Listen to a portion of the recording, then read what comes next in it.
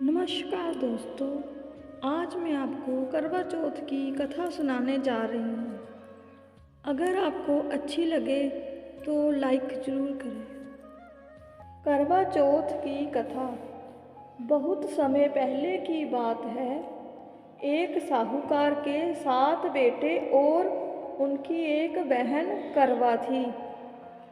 सभी सातों भाई अपनी बहन से बहुत प्यार करते थे, जहाँ तक कि पहले उसे खाना खिलाते और बाद में आप खाते थे। एक बार उनकी बहन ससुराल से मायके आई हुई थी। शाम को भाई जब अपना व्यवहार बंद कर घर आए तो देखा उनकी बहन बहुत व्याकुल थी। सभी भाई खाना खाने बैठे और अपनी बहन से भी खाने का आग्रह करने लगे, लेकिन बहन ने बताया कि उसका निर्जल व्रत है और वह खाना सिर्फ चंद्रमा को देखकर उसे अर्घ देकर ही खा सकती है, क्योंकि चंद्रमा अभी तक नहीं निकला है। इसलिए वह भूख प्यास से व्याकुल हो उठी है। सबसे छोटे भाई से अपनी बहन की हालत देखी नहीं जाती और वह दूर पीपल के पेड़ पर एक दीपक जलाकर चलने की ओर में रख देता है। दूर से देखने पर वह ऐसा प्रतीत होता था जैसे चतुर्थी का चांद उदित हो रहा हो। इसके बाद भाई अपनी बहन को बताता है कि चांद निकल आया है, तुम उसे अर्घ देने के बाद भोजन कर सकती हो। बहन खुशी से सीढ़ियों पर चढ़कर चांद को देखती है, उसे अर्घ देकर खाना खाने बैठ जाती है। वह पहला टुकड़ा मुंह में डालती है तो उसे छींक आ जाती है, तो दूसरा टुकड़ा डालती है तो उसमें बाल निकल आता है, और जैसे ही तीसरा टुकड़ा मुंह में डालने की कोशिश करती है तो उसके पति की मरने की खबर का समाचार मिलता है, तो वह बौखला जाती है।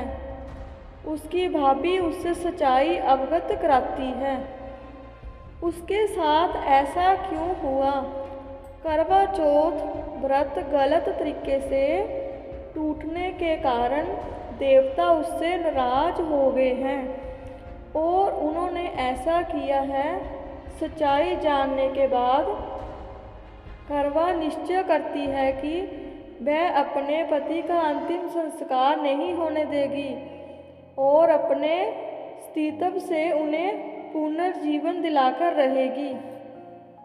वह पूरे 1 साल तक अपने पति के शव के पास बैठी रहती है, उसकी देखभाल करती है, उसके ऊपर उगने वाली सुईनुमा घास को वह इकट्ठा करती जाती है। 1 साल बाद फिर करवा चौथ का दिन आता है। उसकी सभी भाभियाँ करवा चौथ का व्रत रखती है। जब भाभियाँ उससे आशीर्वाद लेने आती है तो वह प्रत्येक भाभी से जम सुई ले लो, प्रिय सुई दे दो, मुझे भी अपनी जैसी सुहागिन बना दो, ऐसा आग्रह करती है। लेकिन हर भाभी उससे अगली भाभी से आग्रह करने का कहकर चली जाती है। इस प्रकार जब छठे नंबर की भाभी आती है तो करवा उससे भी यही बात दोहराती है। यह भाभी उसे बताती है कि क्योंकि सबसे छोटे भाई की वजह से उसका व्रत टूटा था, अतः उसकी पत्नी में ही शक्ति है, वह तुम्हारे पति को दोबारा से जीवित कर सकती है। इसलिए जब आए तो तुम पकड़ लेना और जब तक वह तुम्हारे पति को जिंदा ना कर दे उसे नहीं छोड़ना, ऐसा कहकर वह चली जाती है। सबसे अंत में छोटी भाभी आती है। करवा उनसे भी सुहागिन बनने का आग्रह करती है, लेकिन वह टाल मटोली करने लगती है। इसे देखकर करवा उन्हें जोर से पकड़ लेती है और अपने सुहाग को जिंदा करने के लिए कहती है।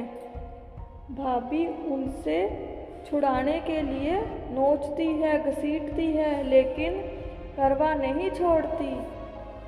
अंत में उसकी तपस्या को देखकर भाभी पसीज जाती है और अपनी छोटी उंगली को चीरकर अमृत उसके पति के मुंह में डालती है और उसका पति जय श्री गणेश कहकर उठ जाता है। इसलिए करवा चौथ मनाया जाता है।